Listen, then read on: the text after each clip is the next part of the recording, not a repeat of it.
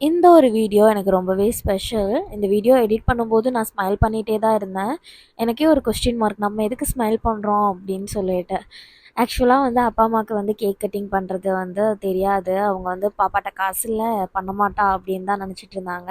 But இதையாவது நம்ம பண்ணாம இருப்போமா? அதனால வந்து கேக் கட்டிங் வந்து ரெடி பண்ணோம். அதுவும் 10:30க்கு மேல தான் வந்து ரெடி பண்ணி கேக் கட் பண்ணோம்.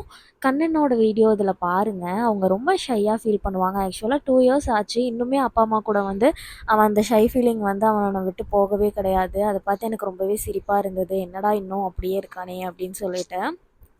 அதுக்கப்புறம் இனியன் வந்து கேக் கட்டிங் அப்போ தூங்கிட்டான். அதுக்கு முன்னாடி எடுத்த ஒரு கிளிப்ப வந்து நான் ஆட் பண்றேன்.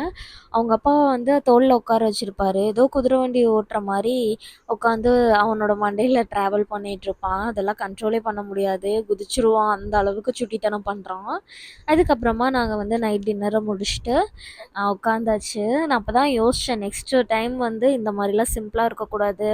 நம்ம முன்னாடியே பிளான் பண்ணி எல்லாமே அரேஞ்ச் பண்ணணும் அப்படின்னு சொல்லிட்டு, இந்த டைம் வந்து நெறையா கமிட்மெண்ட் இருந்தனால இந்த மாரி